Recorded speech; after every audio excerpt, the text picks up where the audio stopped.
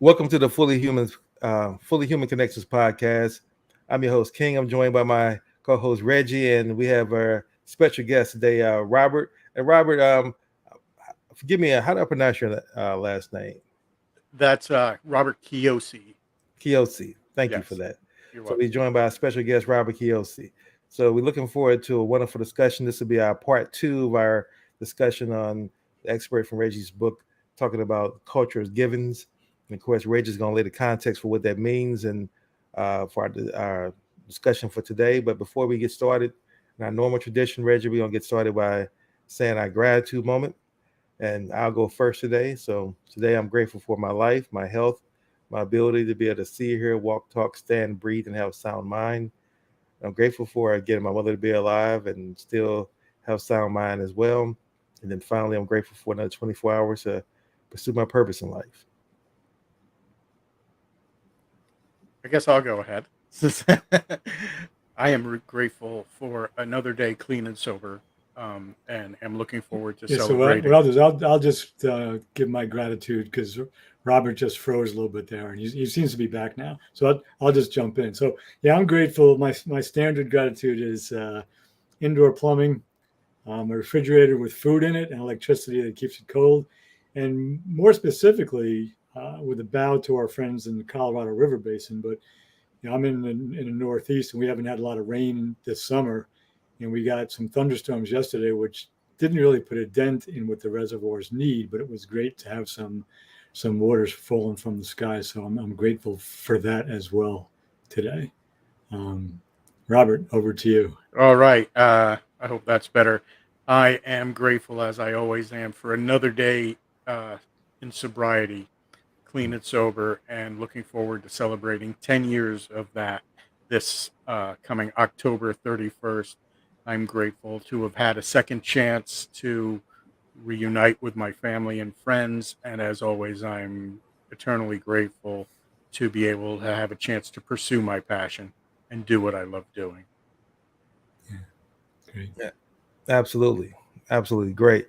So as we normally get started, Reggie, you want to go ahead and set the context for our discussion today? Yeah, sure. So the context is, generally it's based on this book, which is forthcoming in October, Healing America's Narratives. Subtitle is The Feminine, the Masculine, and Our Collective National Shadow.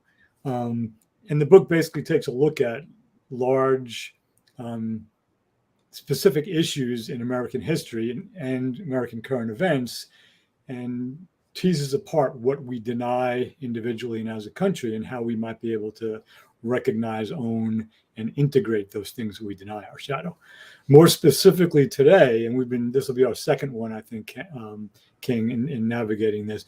We're really dealing with what's in chapter one of the book, which deals with cultural givens. And the way I use that phrase, culture, in the biggest possible meaning of the word, meaning each of us gets a given view of the world when we're born. It comes from our parents, comes from our year of birth, comes from our location, comes from if we have a religion, comes from our ethnicity, all of that. So by the time we're 7 to 10 years old, we have a view of what we think is true about the world. And the argument that I make is that once we're into adolescence and beyond, our work is to look at each one of those cultural givens, see which ones stand up against our direct real life experience, to let go of the ones that were rather myth based, and to find new views that are actually, hard word, actually accurate, in terms of our own given experiences of the world.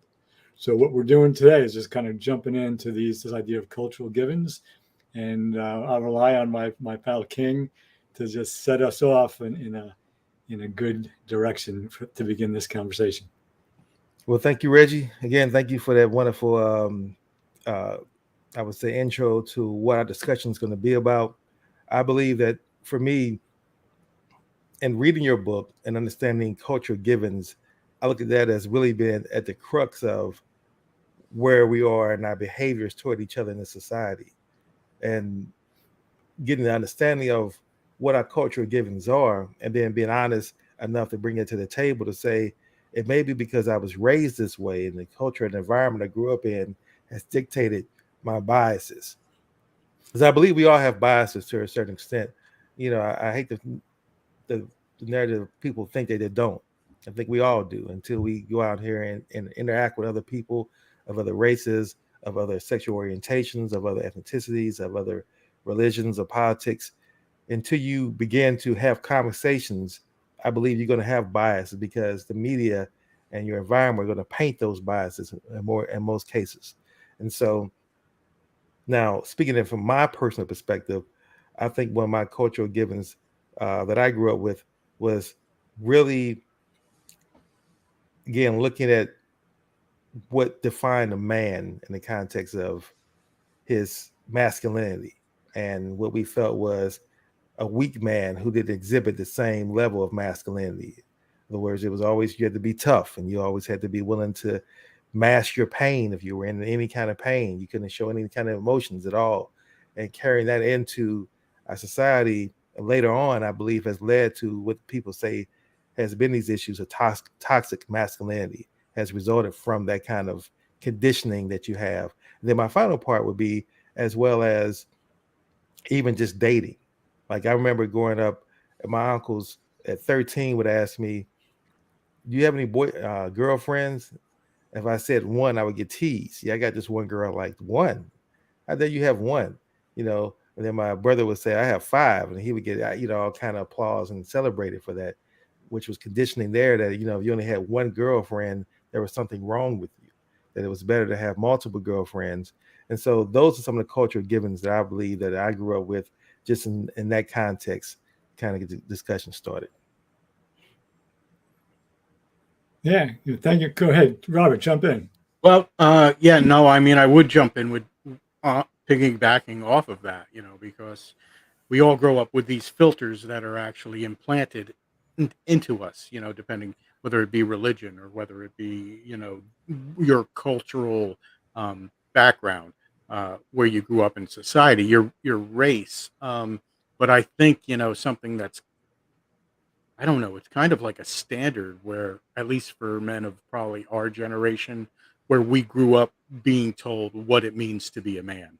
And certainly the showing of emotion, showing of weakness, being the sole provider, doing what needs to be done and putting your emotions to the side was very prevalent. That seems to be a blanket for men of our generation. And I think that's a hard barrier for a lot of gentlemen to get out of. Um, Certainly with society waking up a bit, it's it is not good to be toxic masculine. um, that is a really bad thing to do, and I see a lot of people that struggle with that. My personal life has gone through a couple severe alters. I spent some time in the prison system, and you are very aware of toxic masculinity when you are in a place like that. Um, Juxtaposed, you come out into a world where you know people are realizing the error of our past mistakes. It's an eye-opening experience for a lot of these gentlemen. So, I think I see the world changing and I see our country changing, but with the generation prior to ours and the generation that is ours, I see a lot of people also struggling with making that change and realizing, that being a man doesn't always mean being stoic and unfeeling. Being in touch with your feelings is really a masculine thing, I believe. Yeah, yeah. Thank you for that, Robert. I mean, I agree with what both of you have put on the table. And there's a striking example that I read this in the last 2 years when I was doing some research on the Vietnam War, um, where Robert McNamara, Secretary of Defense for John Kennedy, and then for part of LBJ's time in the White House, who was one of the architects of the Vietnam War, who gradually grew disillusioned with it. Um, but he's on the record as saying, and he was a great systems thinker. He was brilliant. I mean, he had this phenomenal mind. But when he was interviewed after the war, and he went to Vietnam, I think in the early 90s, and he actually said, I'm not going to speak about my emotions because emotions get in the way of good decisions. So he was speaking as a rational, analytical, systems thinking male, I would say. And men of his generation, and so I'm a baby boomer. I was born in 54. He was a generation before me. They didn't have the option of being sensitive. That wasn't something that was even on their radar screen. Not that they didn't choose it. It just wasn't out there for them. It was be like saying to Andrew Jackson, you should have been more, I mean, that was earlier, should have been, more sensitive and more in touch with your emotions when you were killing Indians and owning slaves. But in the 70s, with post 60s kind of revolution, and into the 70s, being a new age sensitive male became kind of a joke, but it began to open up possibilities to push back a little bit against what we're describing as toxic masculinity. So I agree 100% with what you're saying. And there's one other thing I wanted to add about these cultural givens, that beyond what our parents and our religions and our races and our ethnicities give us, even our earliest experiences give us a view of the world. I have just two really quick ones that I became aware of. So I was a basketball coach. I got cut from basketball teams. And I coached in high school in New York City Catholic School League. But my earliest experience on a basketball team was I was a pretty, decent defender. I could run. I was pretty quick. I could do certain things, but I wasn't a particularly good shooter. So the message I got as a young kid when I shot a basketball was, "Oh, you're not really very good at this." Nobody said that to me, but I began believing it because it wasn't going in enough. The flip side of that was when I was in school, when I studied, I did really well. So it wasn't like I didn't get a free pass. But when I did my work, I did really well. So into my middle school years and high school years, I believed I wasn't a very good basketball player, but that I was a smart kid. And those were based on the feedback I got when I missed a jump shot and when I took a test and passed it and did well. So we get these messages about the world through our individual experience as well as what the culture gives us. So I just wanted to add that in there. And in some ways, I think I'm stating what might be obvious, but it's not just the culture and our parents and our religions and our neighborhoods. It's our direct experience as well. So, and it's a big deal because a lot of people never reflect on it, and they're governed by the same beliefs when they're 55 or 65 as they had when they were 5 or 15. And for me, I have a bias here. That's not healthy. Yeah, absolutely. Muhammad Ali has a quote that says, "A man who thinks the same way at 50 that he did it at 20 just wasted 30 years of his life." So you didn't grow from anything from that. And I look at myself now, and I'm so far from the way I thought at 20. And I'm not saying that from an ego context or to pat myself on the back. It's just that the intentionality of personal development, which I'm always going to harp on that, because that to me, I believe, is the key to making that change. And first of all, understanding that you want to make a change, not having someone tell you you need to make a change and then you're fighting it. But when you realize that what the whole, going back to, we talked before, Reggie, in our conversations about Carl Jung and the archetypes, and understanding you go from that athlete to that warrior to that statesman, and then eventually that spirit, that maturity continuum that you go on is so key. What I think is missing in our culture of givens now is that rites of passage that teaches us that you are going to go through these different degrees, and this is what's expected out of you from society. That, like I tell young folks that in their 20s, that the 20s are your decade for making mistakes. It's just that you hope that the foundation that your parents instilled in you in your teen years and your early years, you don't go too far off the rails. But, society is forgiving of you if you go out and make mistakes when you're 20s, if you make bad business decisions, if you go out and, do certain minor crimes, not major crimes, but, you just experiment. Because all of us have, well, I can't speak for you, Reggie, but I know I've definitely, had my early experiments with crossing over the line, stealing sunglasses when I was 15 years old from Sears because I had peer pressure. A guy I was with, he stole some sunglasses. A guy that was a friend of mine from Bible school, no less. And here he is stealing sunglasses. And I felt compelled to steal sunglasses because he did. And then getting caught because there was no thought, there was no planning. It was just he grabbed a pair of sunglasses, I grabbed a pair of sunglasses, and of course we get caught. But just real quick to show you how things go, this is the same guy that years later in our 30s, I believe, I may be off by a couple of years, he came over his girlfriend's house. He felt, or his ex-girlfriend's house, thought she was cheating, killed her, killed her sister, and killed two other people the same day, and ended up going to jail and got the death penalty. So I just share that because it shows that how one act at an early age can kind of set a precipice for where your life can go. And I have some questions about some things for you, Robert, but I'm going to just kind of give you all a chance to kind of get some feedback or your thoughts on what I just put out there. Yeah. What I did want to say, which kind of piggybacks off of both of what you said, is I've always said, the human brain it's a computer. It runs on the programming that's put into it. And I realized, I was being programmed probably from the moment I came out. I was told this story repeatedly, and it's only recently had a chance to really resonate on how much it affected me. So I was born during the very first Super Bowl. Um, and my father always prided on telling us how, the game was about to start. And my mom said, "Hey, Bob, I think it's time." And he said, "Well, can you wait till halftime?"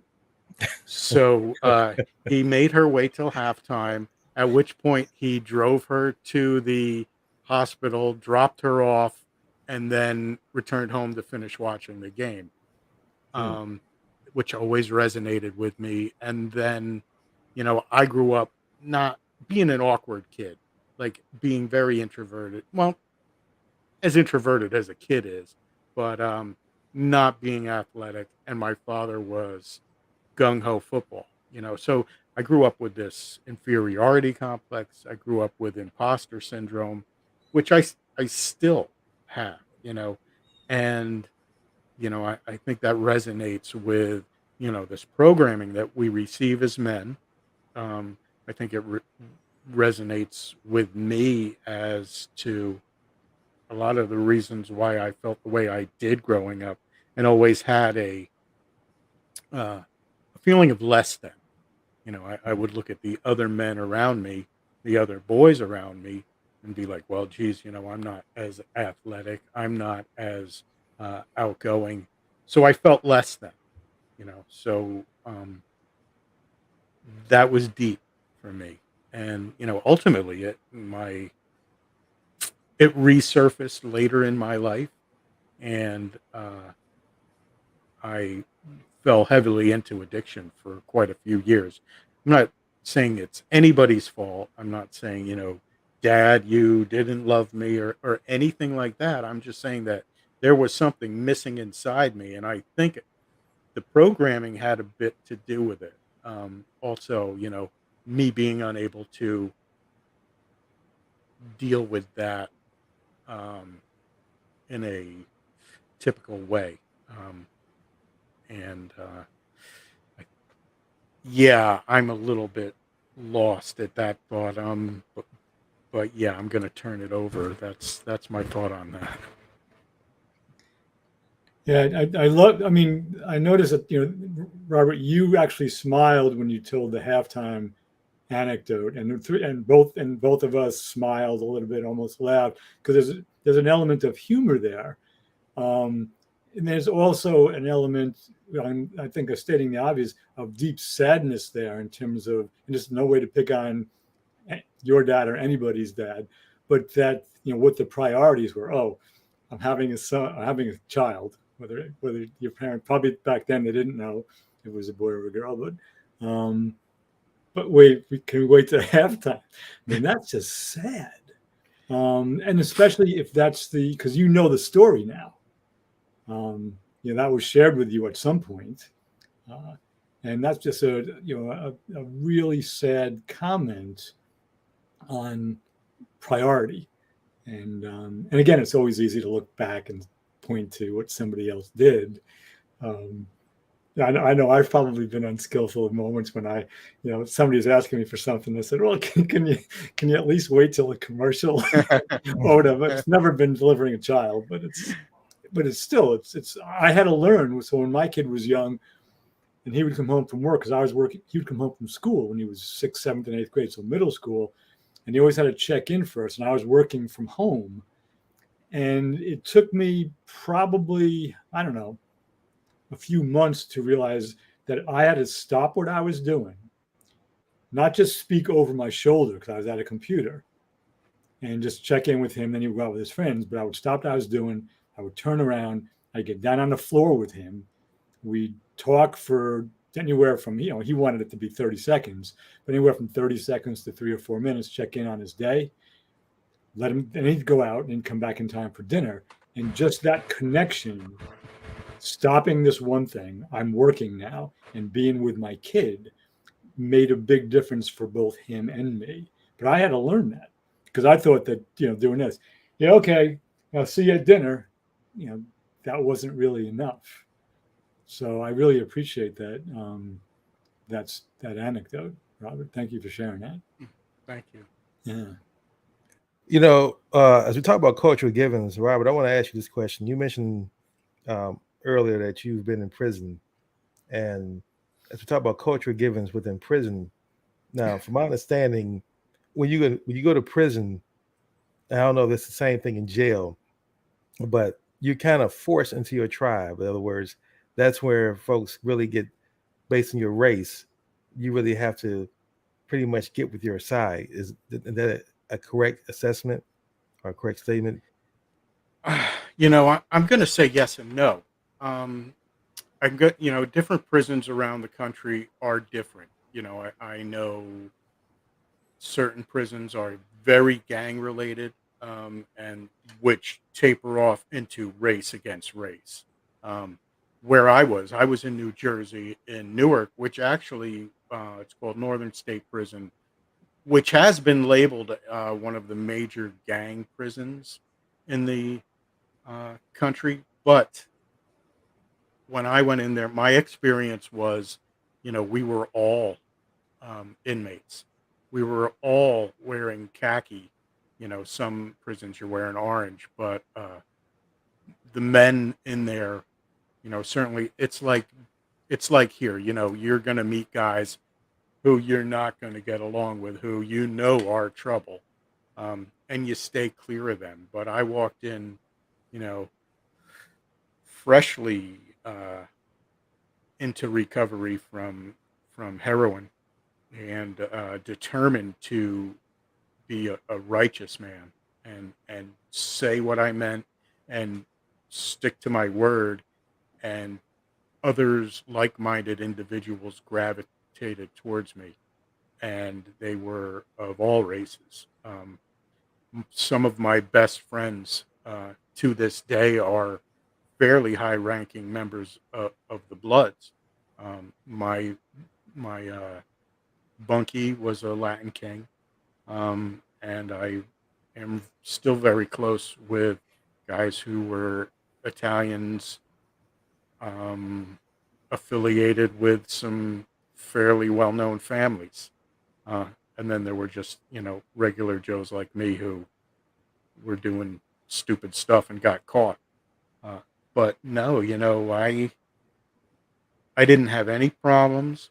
I didn't walk into prison and have to punch out the biggest guy that day. That was not at all my experience. I was true to myself. If I did something wrong or I stepped on somebody's shoe, I apologized. We spoke about it like men. If I had something on my mind or somebody was bothering me, I brought it up. I talked to him man to man, and uh, that worked well for me. And I am, I've forged friendships in the system that will last the rest of my life. So I didn't have that experience. There, I came across people who, were racist.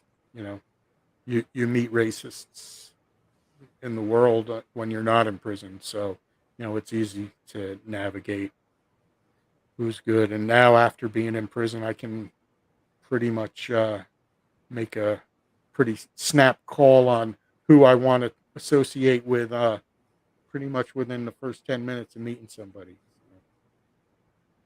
So that was my experience. Well, thank you for sharing that.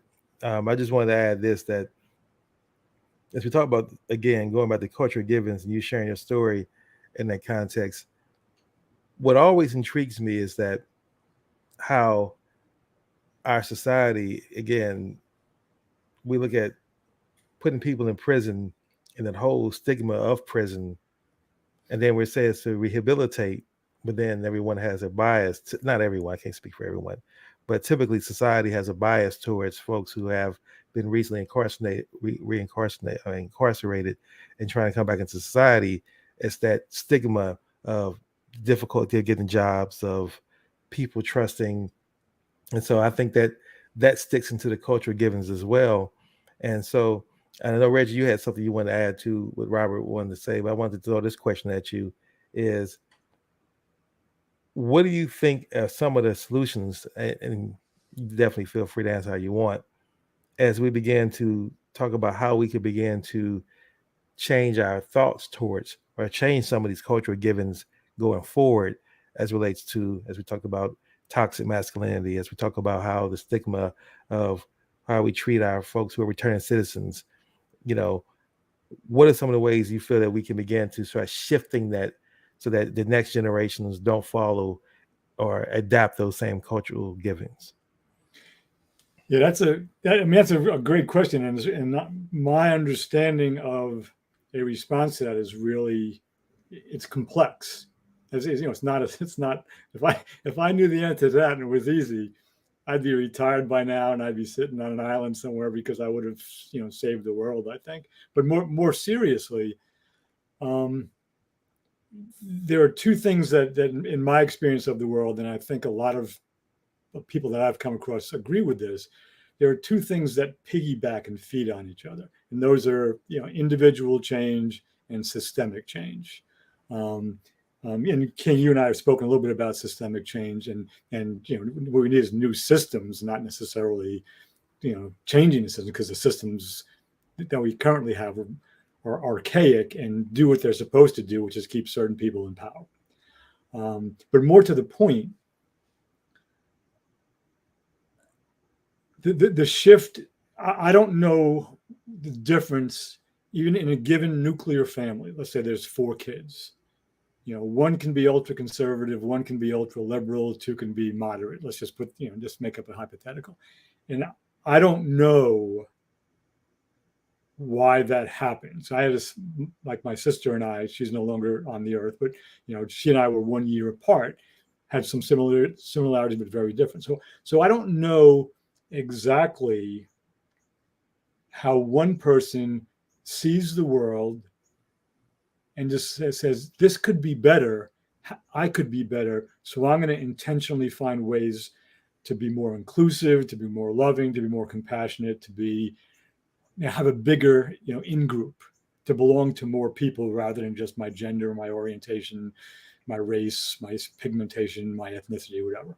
Where somebody else who was in the same nuclear family gets more and more polarized and insulated. So I don't know that, but I think it definitely has something to do with enough people making individual changes, changing in their own lives, that gradually changes some systems.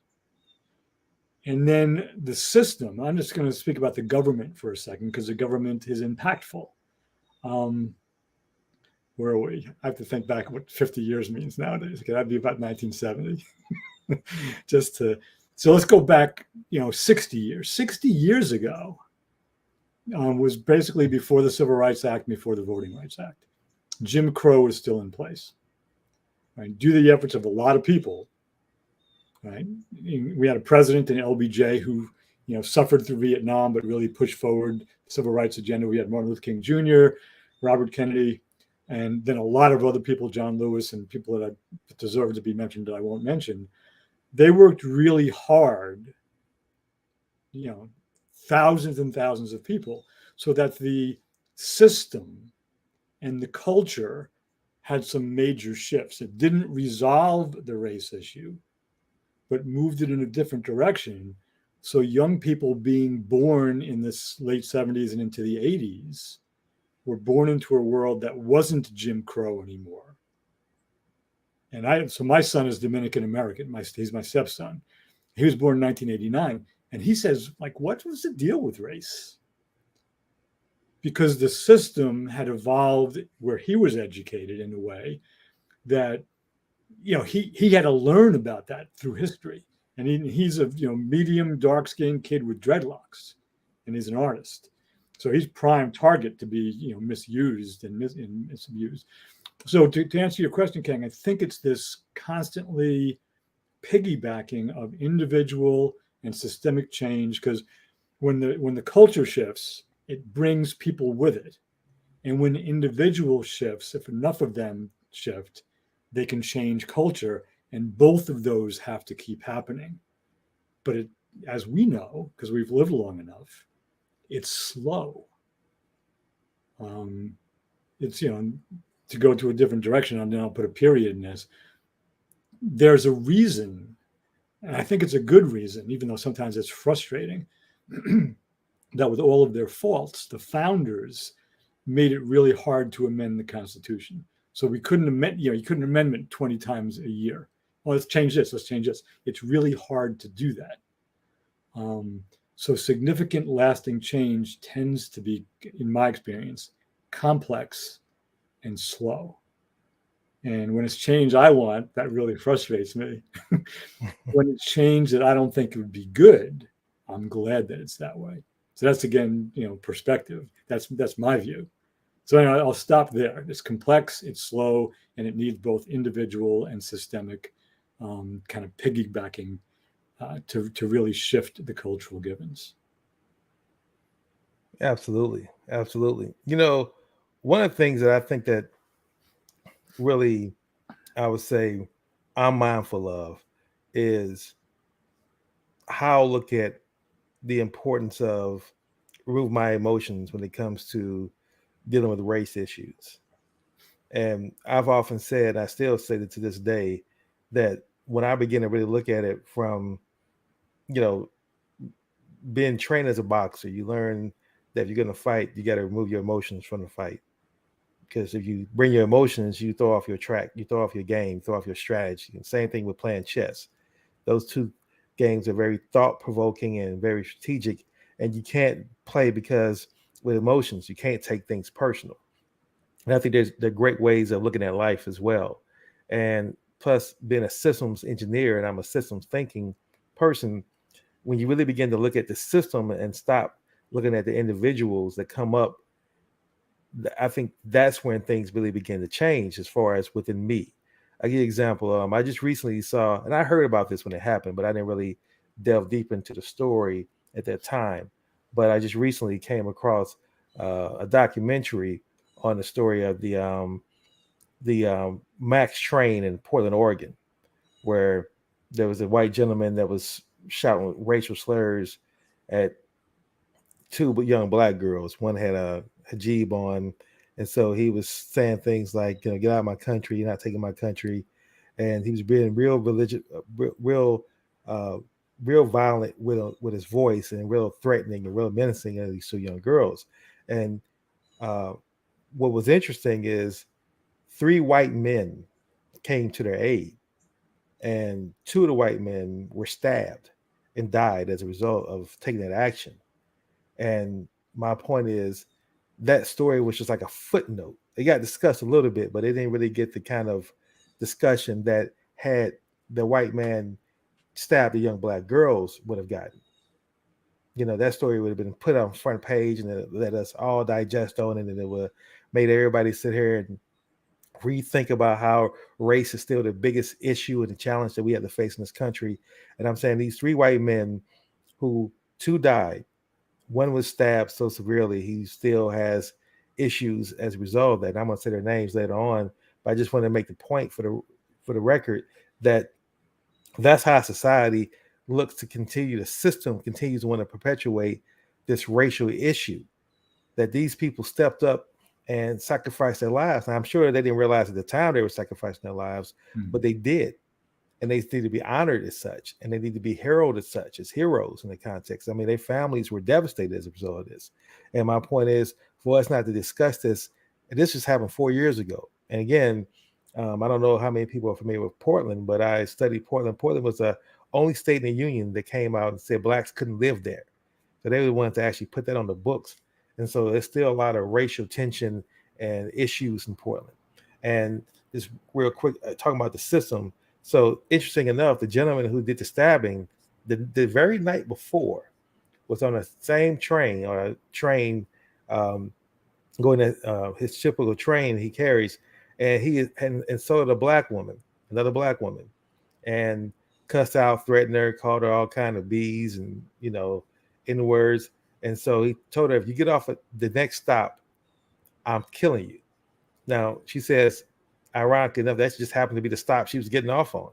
So she got off on that stop, and he immediately threw a bottle, like a glass bottle, and hit her in the eye.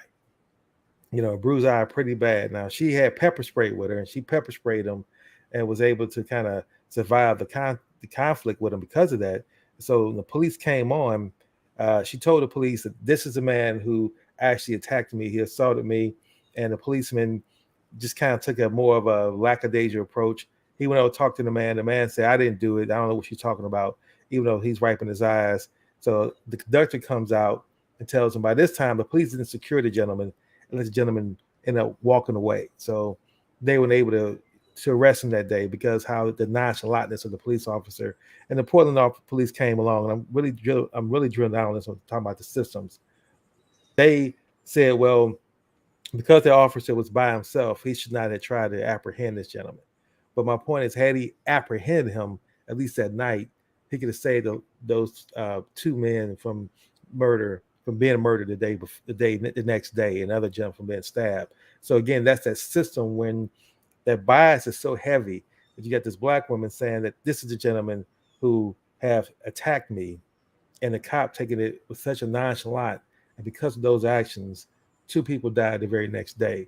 That's what goes back to the systems. And instead of focusing on those individuals, it's those systems. And then again, here's the thing. When he did stab him, the police called him the next day, called him on the platform, and he's standing outside with a knife saying, come get me, come kill me. And they arrest him. And again, as we talk about the systems again, now within our systems, we're taught as black men, we know, and the black people, period, we know that was a black man, he wouldn't even got a chance to be arrested.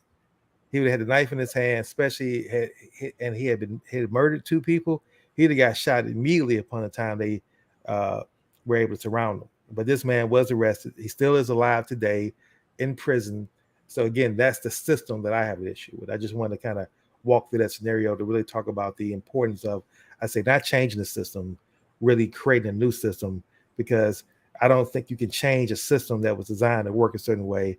I think you have to just blow that system up and create a new system that can be more about justice. Yeah, I'm going to have to jump in on that too, because I see this system doing exactly what it was created to do originally. So they said they abolished slavery. Now, this isn't true. The 13th Amendment, there is a clause in there that says that slavery is acceptable if someone is convicted of committing a crime. So now if you are convicted, or if you take that plea bargain, which is the same thing as being convicted, you can be subjected to slave labor. And some prisons in the United States still have the chain gang, still, subject their prisoners to slave labor on a daily basis. And what I saw when I was in my personal experience, 80% of the population was African American black men. About 15% were men of Hispanic descent, and the other 5% were white or Asian men. Very huge disparity there. Then you take into consider this war on drugs, where they put these perimeters around inner cities and made them all school zones, so that anyone caught with marijuana or cocaine were subject to these hefty crimes. Most of the men, I think 80% of the men being convicted on the war on drug crimes, were black men or Hispanic. To me, that just seems like a deliberate act to fill the prisons with men of color, and possibly be able to perpetuate slavery, continue it. So now you have these men who you can still continue to put them to work in the state prison system, making clothes or license plates, or God forbid, if they're in Alabama, they're on the chain gang still. So this system is so deep rooted that you can't fix the broken system. You need a new system. We're judged. Every country is judged by the way they treat their prisoners. Then take into the fact that once you go into prison, you lose your right to vote. So now that you're no longer able to vote, you no longer are able to receive all the rights of the Constitution, making you no longer a citizen. Because if you're not a citizen unless you are able to receive all the rights of the Constitution. So what we're doing is we've created the war on drugs. Ironically, this has gone and taken out about 80%, of the people in the prison population are being arrested and convicted who are African American or of Hispanic descent. And we're filling the prisons with them.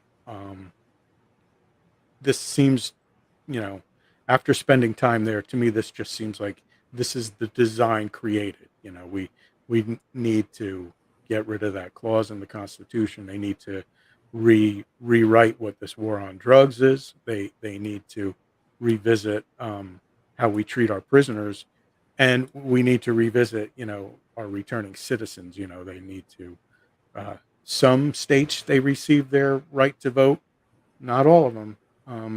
People are still unable to vote. So, essentially, you're stripping people of their citizenship by doing that. That's like going back to Jim Crow. And if you're the book, The New Jim Crow, actually labels all that what I just said, and it's systemic. And something I'm passionate about, instilling change, and it's a lot of work, but it starts with the individual, and hopefully it spreads from there, and we can gather our voices. Yeah, I mean, I'm on board with King, your initial statement on this, and Robert, with everything you just shared. And going back to the 13th Amendment, is once that was passed with that language, and this goes back to the civil. I believe that this nation has never recovered from the Civil War, the war between the states, and there's lots of evidence of it. Just what the Confederate states, the former Confederate states, are doing with voting rights nowadays is one example of it. But it goes back to that. Once the 13th Amendment was passed, and I'm just going deeper into what you said, or just maybe I'm going out to the side of it, is what the states did. The southern states basically passed all kinds of very specific vagrancy laws, because the freed slaves, the formerly enslaved people, didn't immediately have jobs. So it was really easy to say, oh, you're just hanging around, you're not doing anything, you're going to jail. So that began back post Civil War. There were over 6,000 lynchings between 1870 and 1950 in the United States, primarily in the southern states. And many of those were advertised beforehand and were attended as though they were events to be attended by white people. So the system, I agree that system is still in place. There are many more millions of people who see the problem with it, and the stuck point. And if one of the three of us comes up with a way to resolve this, how do in fact we create this new system? Because it's not a dearth of people who agree with what we're saying. There are a lot of people who agree with it. How to make the shift? We kind of know the what. What's the how? Because it's so deeply ingrained. Well, that's just the way it is. And how do we make that move? How do we begin to make the move? I mean, I think it almost has to begin at the voting booth, even as, again, federal rights versus states' rights, as many states are working really hard to allow as many people as possible to vote, and other states are doing everything they can to make it really hard to vote. And the people they're eliminating tend to be Black, Latino, and or poor. And that's, we're in kind of a cold civil war, a civil Cold War, to call it that. And it's problematic. There's not some mythical thing that America is this great country and it's going to be okay. Our democracy is we just turned 246 years old. We're barely adolescent compared to other countries in terms of longevity. There's no guarantee that it's going to last. And I don't say that in a flip way. I believe it can, but I don't believe there's any guarantee, especially if you look at the current state of affairs. What we need to do is, when we talk about, and Robert, you mentioned belonging earlier at the top of the show, and my goal is to get people to see, okay, I don't belong in any given situation. I don't belong maybe ethnically. I don't belong gender-wise. I mean, I'm an old white guy, so I have, I'm pretty outspoken, but there are certain places that don't want to hear my voice anymore. And I'm 68 years old, so I'm seen as part of the problem despite my worldview. But the goal seems to be to say, okay, we all have these belly buttons. We all had umbilical cords that connected us to our mothers. How about if we begin saying, oh, same species? And we have this beautiful, dazzling diversity of colors, shapes, sizes, aspirations, talents, etc. But when we come back down to it, we're more alike than we're different. If you compare us to earthworms, chimpanzees, rattlesnakes, oak trees, and whatever, put something else in there. But that's a developmental move that not everybody is ready or willing to make. Oh yeah, common humanity. But that's the place we need to get to as the human race, as opposed to the other constructed races. So. Yeah. You said a lot there to unpack, Reggie. Sorry. No, that's fine. I want to throw this out as a possible solution. As a system engineer, I'm a problem solver person. And what I believe that, you take small steps, right, when you create a new system. And I think that if you look at the political system and the criminal justice system, they're two separate systems, but they're intertwined. In other words, the political system controls the criminal justice system. And I think that even right now, the way we do our politics is wrong. I think one of the changes or one of the new ways we could begin to approach it would be this. And this is something that can simply happen without a lot of huge effort. I think that convincing people from, I would say, the liberal side to vote for a specific candidate, like, vote for this person here because this person is going to, be more just and help in homelessness and, fight for certain health care and, minimum wage and all these type of things. I think the approach should be more about, let's get everybody, those same people who go out here and get us educated on who to vote for. And then when I go to vote, I'm handed a ballot and it has 7 or 8 judges that I never heard of, that I have to decide in that moment, do I vote for this judge? Do I vote for this prosecutor? And there's been no marketing. There's been no education on who these individuals are. So I don't know who to vote for. Should I vote for them? Most cases I don't vote, and I know they get elected anyway because a lot of times they run unopposed. So my point I'm making is that's where I see that could be the quickest change if we shift our focus from voting in elections for different candidates who still work in the political system. It doesn't matter their race. It doesn't change. I look at Baltimore City, and it's run by a predominantly black mayor, most of the black city council, black police chief, and it still is, I tell folks, one of the most racist cities I've ever been in my life. That's from the way blacks being treated. I say if you were to go back in history and grab the most racist white men that you can find from Mississippi in the 30s and put them in charge and put them in power in Baltimore right now, tell me how it would be different. I don't see it being ran differently. Other way it would be more blatant, but still, it would still be the same outcome is what I'm pointing. And that's why I say the system is bad.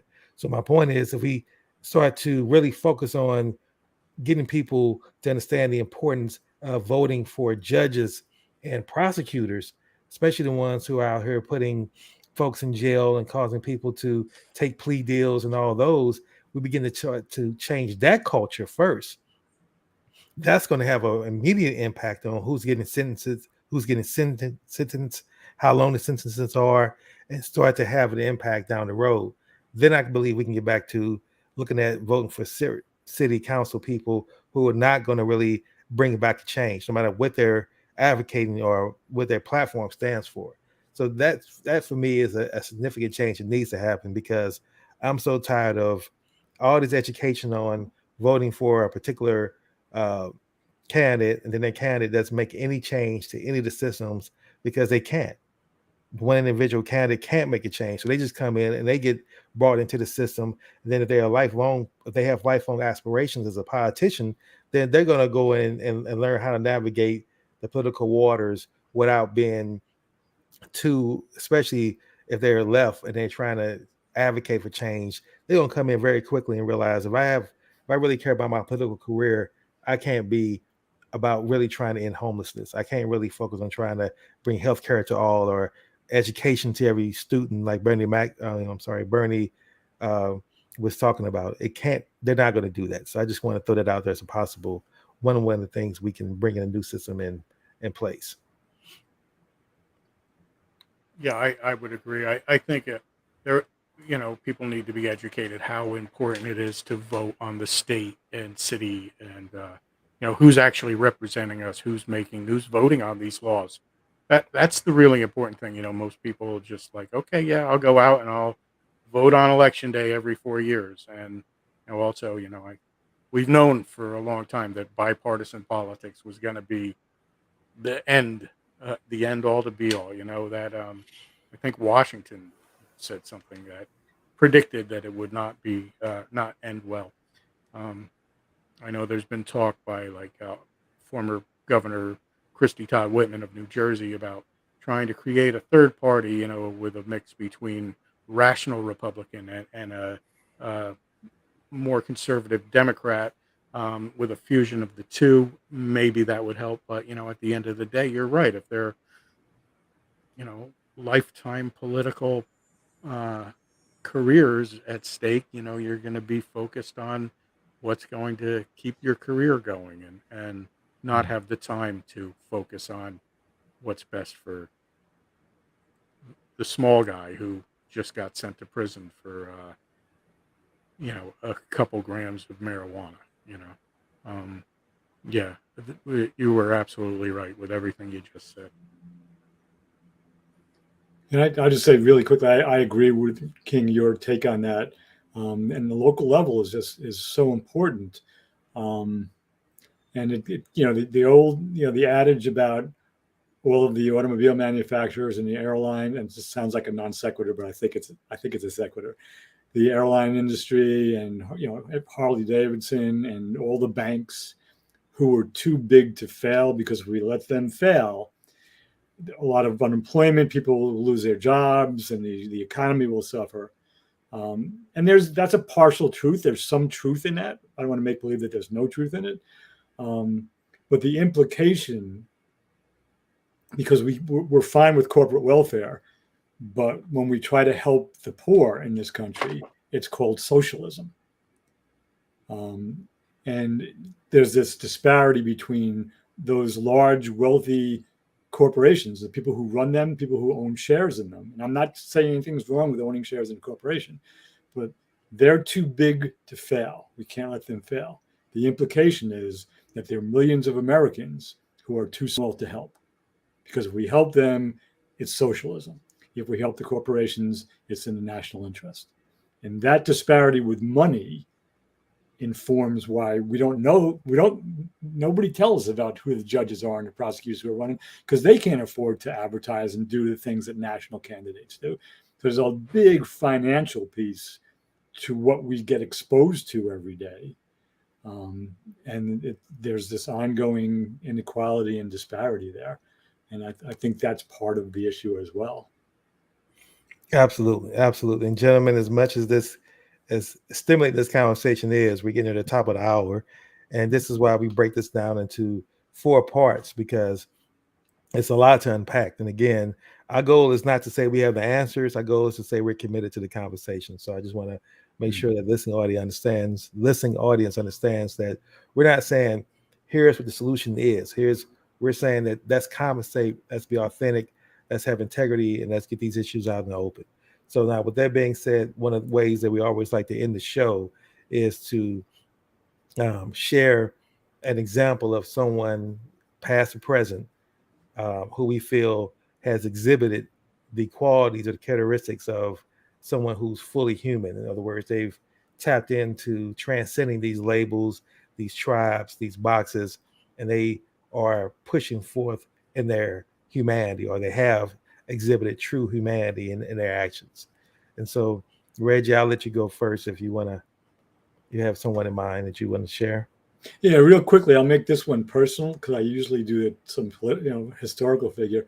So I want to just honor my dad, I'm a junior, so Reggie Mara Sr., who was a World War II veteran in the Seabees and in the Pacific. He was a plumber by trade. When I was a kid, I would go to work with him on Saturdays. He worked pretty much 7 days a week. He responded to plumbing emergencies on the weekends with his customers, and he never said no, which is a mixed blessing. But I watched him do things hundreds of times from the time I was about 5 or 6 to the time I was maybe 11 or 12 when I stopped going with him. He never wanted me to learn plumbing, but I watched him do things hundreds of times. So by the time I was first owned the house, I was able to sweat joints, do pipe work, cut pipe, and install I'm not a plumber. I wouldn't do it for money, but he was this hardworking, traditional worldview guy who loved his country. He was 5'2". It took 4 tries for the Navy to accept him when he went down to Whitehall Street after Pearl Harbor was bombed. And he just, was in it. And he wasn't privy to what I've been fortunate enough to learn in my lifetime, in some small part because of the work he did. I've been more fortunate. So I just want to honor my dad. Robert, I'll let you go. Yeah, I'm really torn because there's been so many people who have impacted me on a personal level. But when I was in the prison system, there were men and women who came in and gave of themselves and brought college education to the people in the system. 2 of those men who truly impacted me were Toby Sanders and Cornell West.